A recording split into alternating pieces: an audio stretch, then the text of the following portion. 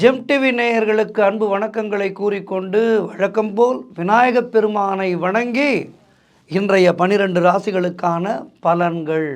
இன்று 29/1/2026 வியாழக்கிழமை, குருவாரம், அருமையான நாள். விஸ்வாவசு வருடம் தை மாதம் 15ஆம் நாள். இன்றைய சூரிய உதயம் காலை 6:36 சூரிய அஸ்தமனம் மாலை 6:08. இன்றைய ஆதிக்க கிரகம் குரு பகவான். வழிபட வேண்டிய தெய்வம் தட்சிணாமூர்த்தியை இன்றைய நாளிலே வழிபட வேண்டும். நமக்கு ஞானத்தை தருபவர் தட்சிணாமூர்த்தி. ஆகவே தட்சிணாமூர்த்தியை குருவாரத்திலே வழிபட வேண்டும். மேலும் இன்றைய நாள் ஏகாதசி திதி. ஆகவே ஏகாதசி விரதம் காப்பவர்கள் இந்த நாளிலே பெருமாளை நினைத்து ஏகாதசி விரதம் இருக்க வேண்டும். இன்றைய நல்ல நேரம் காலை 10:30 முதல் 11:30 வரை, மாலை 6:30 முதல் 7:30 வரை. இன்றைய ராகு காலம் மதியம் 1:30 முதல் 3 வரை. யமகண்டம் காலை 6 முதல் 7:30 வரை. குளிகை நேரம் என்று சொல்லப்படுகின்ற அந்த குளிகை நேரமானது காலை 9 முதல் 10:30 வரை. இந்த நேரத்திலே ஏதேனும் தீராத கடன்கள் உங்களுக்கு இருக்கின்றது, ரொம்ப நாளாக இந்த கடன் கொடுக்க முடியல என்னால் அப்படின்னு நீங்கள் நினச்சிங்கன்னா, இந்த குளிகை நேரத்தில் அந்த கடனில் ஒரு சிறு பகுதியை எடுத்து வைத்து விடுங்கள். அல்லது இப்போ தான் ஜிபே இருக்கு, இந்த குளிகை நேரத்தில் யாருக்கு கடன் கொடுக்க வேண்டுமோ அவருக்கு ஒரு சிறு பகுதியை எப்படியாவது அனுப்பிவிட்டு மீதியை கொஞ்சம் கொஞ்சமாக கொடுத்துட்றேன் என்று சொல்லுங்கள். விரைவிலே கடன் அடைந்து விடும். இன்றைய சுபகோரை சூரியகோரை நேரம் காலை 8 முதல் 9 வரை. இந்த நேரத்திலே அரசு சம்பந்தப்பட்ட காரியங்களை தொடங்கலாம். அதற்கு நல்ல நேரம். மேலதிகாரிகளை சந்திப்பதற்கு அப்பாயின்மெண்ட் வாங்கலாம். இப்படி அரசு வகையிலே உங்களுக்கு என்னென்ன ஆதாயங்கள் வேண்டுமோ அது சம்பந்தமான பணிகளை தொடங்க அருமையான நேரம் இந்த நேரம். கவனமாக இருக்க வேண்டிய கோரை சனிகோரை. நேரம் மதியம் 12 முதல் 1 வரை. அமைதியாக படுத்து தூங்கிவிடுங்கள், எந்த பிரச்சனையும் இல்லை. இந்த நேரத்திலே முக்கியமான முடிவுகளை எடுக்கக்கூடாது, பயணங்களை தொடங்கக்கூடாது. ஆகவே அமைதி காத்து விடுதல் நல்லது.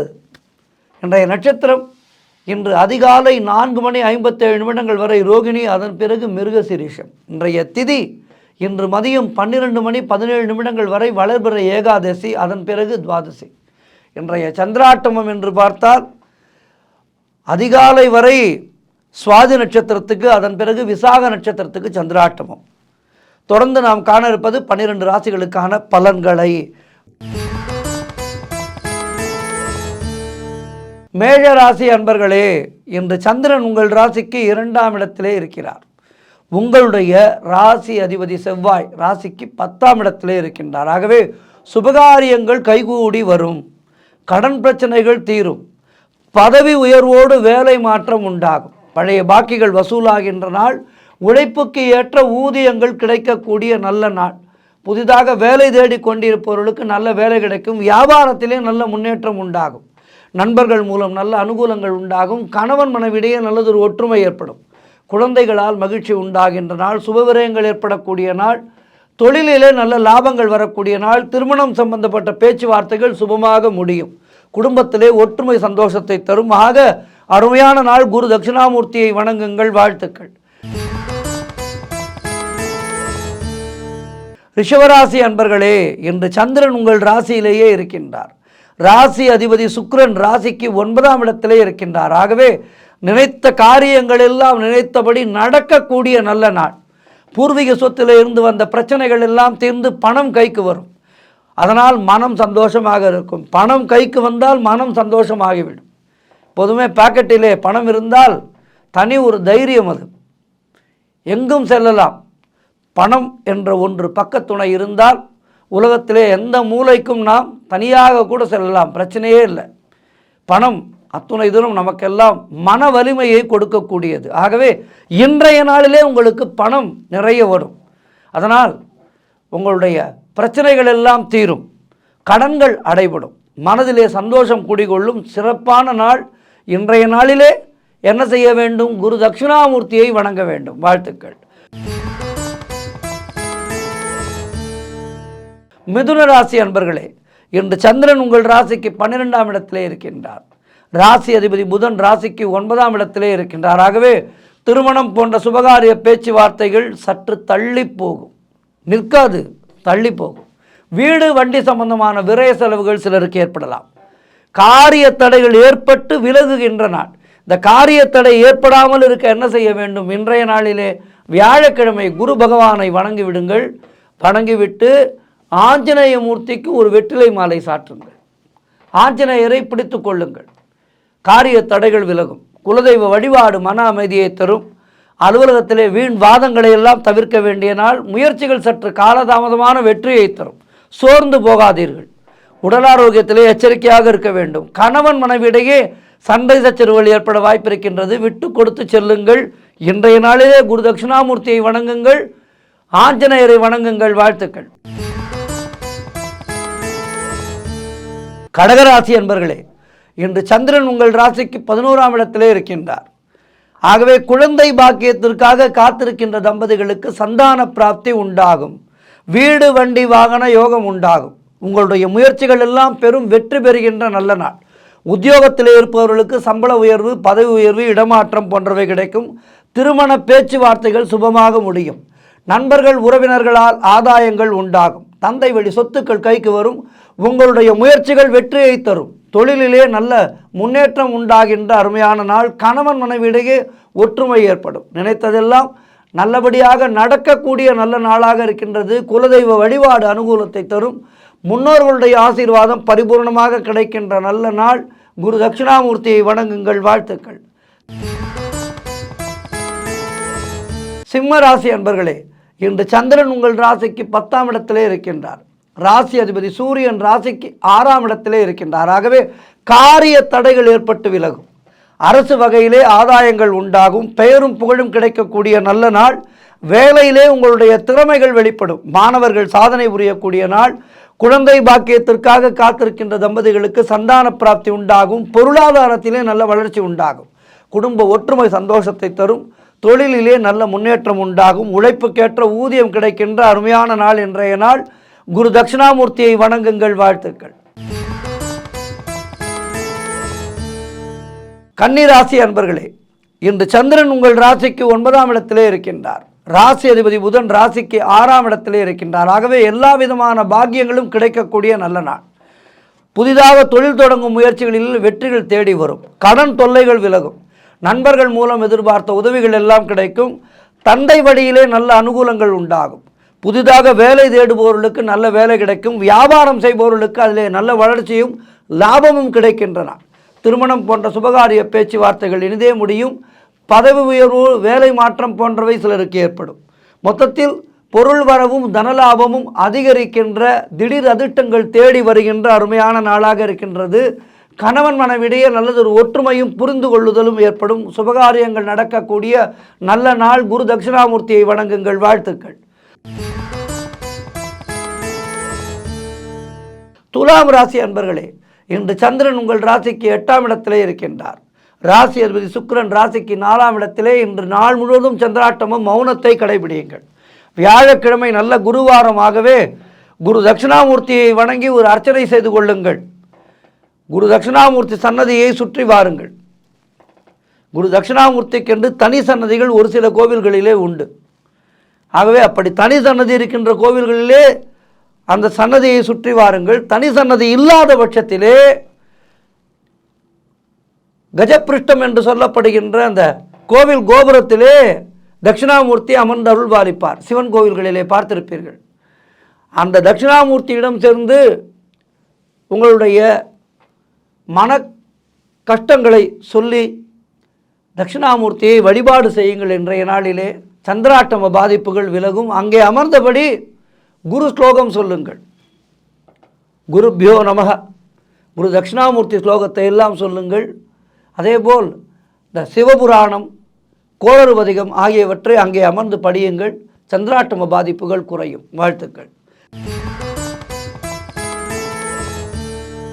விருச்சிக ராசி அன்பர்களே, இன்று சந்திரன் உங்கள் ராசிக்கு 7ஆம் இடத்திலே இருக்கின்றார்.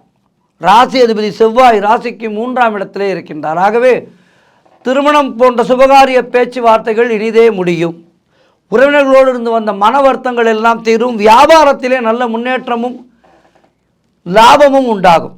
அலுவலகத்திலே இருந்து வந்த நெருக்கடிகள் எல்லாம் குறையும். பழைய பாக்கிகள் வசூலாகின்ற நல்ல நாள். காரிய வெற்றிகள் உண்டாகும். பூர்வீக சொத்திலே இருந்து வந்த பிரச்சனைகள் எல்லாம் தீரும். கடன் பிரச்சனைகள் தீரும். வீடு வண்டி வாகன மாற்றம் ஏற்படும். நண்பர்கள் மூலம் நல்ல அனுகூலங்கள் உண்டாகும். புதிய முயற்சிகள் எல்லாம் பெரும் வெற்றி பெறுகின்ற நல்ல நாளாக இருக்கின்றது. வாழ்க்கை துணையால் மகிழ்ச்சி உண்டாகும். அருமையான நாள். குரு தட்சிணாமூர்த்தியை வணங்குங்கள். வாழ்த்துக்கள். தனுசு ராசி அன்பர்களே, இன்று சந்திரன் உங்கள் ராசிக்கு 6ஆம் இடத்திலே இருக்கின்றார். ராசி அதிபதி குரு ராசிக்கு 7ஆம் இடத்திலே இருக்கின்றார். ஆகவே பொருளாதாரம் நெருக்கடியாக இருக்கும்.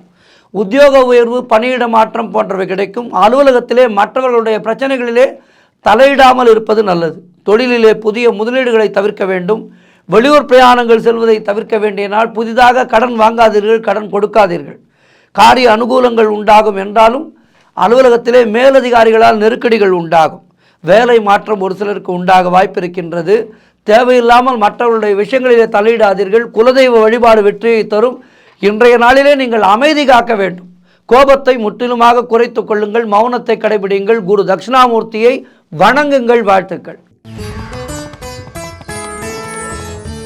மகர ராசி அன்பர்களே, இன்று சந்திரன் உங்கள் ராசிக்கு 5ஆம் இடத்திலே இருக்கின்றார்.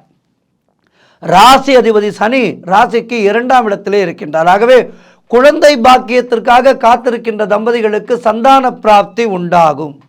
தொழில் மற்றும் வியாபாரத்திலே நல்ல ஒரு முன்னேற்றம் ஏற்படும். காரிய தடைகள் எல்லாம் விலகி எடுக்கின்ற முயற்சிகளிலே வெற்றிகள் தேடி வருகின்றன. அதனால் மனம் உற்சாகமாக காணப்படும். பணவரவு அதிகரிக்கும். பொருளாதாரம் திருப்திகரமாக இருக்கும். தொட்டதெல்லாம் பொன்னாக கூடிய நல்ல நாள். பிள்ளைகளால் பெருமை ஏற்படும். வாழ்க்கை துணையால் மகிழ்ச்சி உண்டாகும். நண்பர்களோடு இருந்து வந்த மன வருத்தங்கள் எல்லாம் தீருகின்ற அருமையான நாள். வேலையிலே காத்திருந்த இடமாற்றம் உங்களுக்கு தேடி வரும். முன்னோர்களுடைய சொத்திலிருந்து உங்களுக்கு வர வேண்டிய பங்கு கைக்கு வரும். மொத்தத்தில் இன்றைய நாள் எல்லா வகையிலும் ஏற்றம் மிகுந்த மாற்றம் மிகுந்த நாளாக இருக்கின்றது. குரு தட்சிணாமூர்த்தியை வணங்குங்கள். வாழ்த்துக்கள். கும்பராசி அன்பர்களே, இன்று சந்திரன் உங்கள் ராசிக்கு 4ஆம் இடத்திலே இருக்கின்றார். ராசி அதிபதி சனி ராசியிலேயே இருக்கின்றார். ஆகவே கணவன் மனைவியிடையே ஒற்றுமை ஏற்படும். உடல் ஆரோக்கியம் நன்றாக இருக்கும். காரிய அனுகூலங்கள் உண்டாகும்.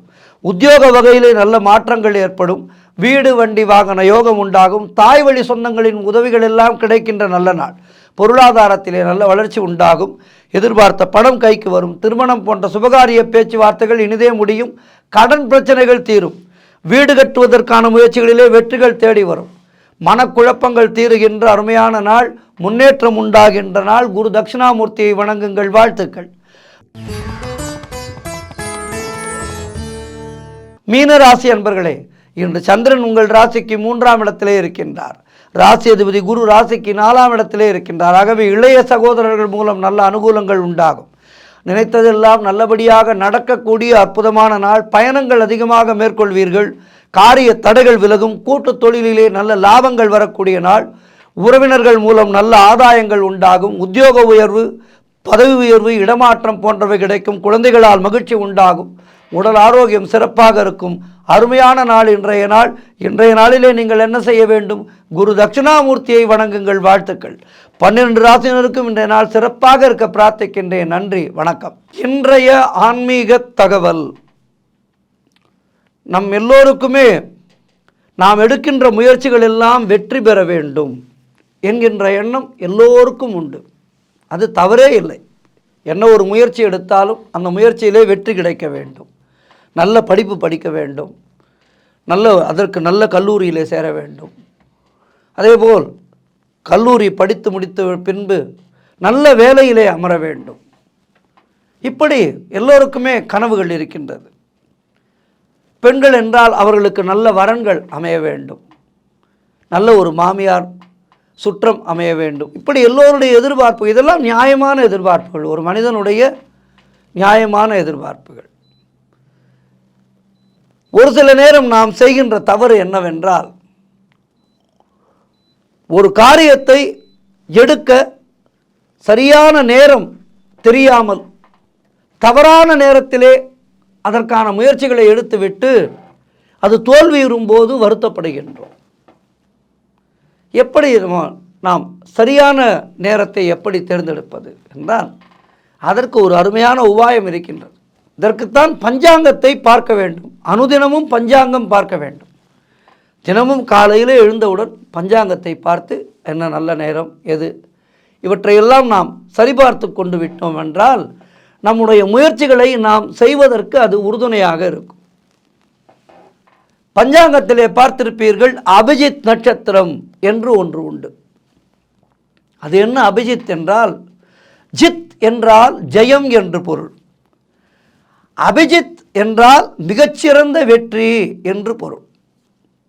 அஜேயன் அதாவது வெல்ல முடியாதவன் என்ற பொருள் வரும். இந்த அபிஜித் நட்சத்திரத்திலே அல்லது அபிஜித் முகூர்த்த நேரத்திலே தொடங்குகின்ற காரியங்கள் தடைகள் இன்றி வெற்றி பெறும் என்பது ஜோதிட சாஸ்திரம் கூறுகின்ற உண்மை. இந்த அபிஜித் நட்சத்திரத்தை, அபிஜித் முகூர்த்தத்தை எப்படி கண்டுபிடிப்பது? இந்த அபிஜித் நட்சத்திரம் என்பது பழம்பெரும் கணக்கிலே 27 நட்சத்திரங்களுக்கு மேலாக 28வது நட்சத்திரமாக கூறப்படுகின்ற ஒன்று. இதுதான் அபிஜித் நட்சத்திரம். இது உத்திராடம் அதாவது மகர ராசி 4ஆம் பாதம் மற்றும் திருவோணம் முதல் 2 பாதங்களின் இடைப்பகுதியிலே அமைந்ததாக கருதப்படுகின்றது. இந்த அபிஜித் முகூர்த்த நேரம், அபிஜித் முகூர்த்தம் பொதுவாக சூரியன் உச்சிக்கு அருகிலே இருக்கின்ற நண்பகல் நேரமாக கருதப்படுகின்றது. அந்த நேரம் என்பது தீய சக்திகளை நீக்கும், தோஷ நிவர்த்தி தரும், புதிய முயற்சிகள், தொழில் தொடக்கம், முக்கிய ஒப்பந்தங்கள், பரிகாரங்கள் போன்றவற்றுக்கு மிகச்சிறந்த முகூர்த்தமாக இந்த முகூர்த்த நேரம் பயன்படுகின்றது. இந்த நேரத்திலே செயல்படுகின்ற செயல்கள் நிச்சயமாக தவறாது, அதாவது தோல்வியுறாது, நிச்சயமாக வெற்றி கிடைக்கும். மாதத்திற்கு ஒரு முறை வருகின்ற இந்த அபிஜித் நட்சத்திரம் தெய்வத்தை வணங்கினால் நம்முடைய வேண்டுதல்கள் எல்லாம் நிறைவேறும் என்பது அசைக்க முடியாத நம்பிக்கை. அது அப்படியே நடந்து வருகின்றது. அபிஜித் நட்சத்திர தெய்வத்துக்கு எப்படி பூஜை செய்ய வேண்டும்? 27 நட்சத்திர திருக்கோவில்கள் அமைந்திருக்கின்ற அபிஜித் பகவானுக்கு அபிஜித் நட்சத்திர நேரத்திலே சிறப்பு அபிஷேக ஆராதனைகள் எல்லாம் நடைபெறுகின்றது. ஆக இந்த நேரத்திலே, அந்த அபிஜித் நட்சத்திர நேரத்திலே, அபிஜித் முகூர்த்த காலத்திலே நம்முடைய முயற்சிகளை தொடங்கி வாழ்க்கையிலே வெல்லலாம். எல்லாவற்றுக்குமே ஜோதிட சாஸ்திரம் அழகாக நமக்கு வரையறுத்து கொடுக்கின்றது. அவற்றை நாம் சரியாக புரிந்து கொண்டு அதன்படி நடந்தால் வெற்றி நிச்சயம். நன்றி, வணக்கம்.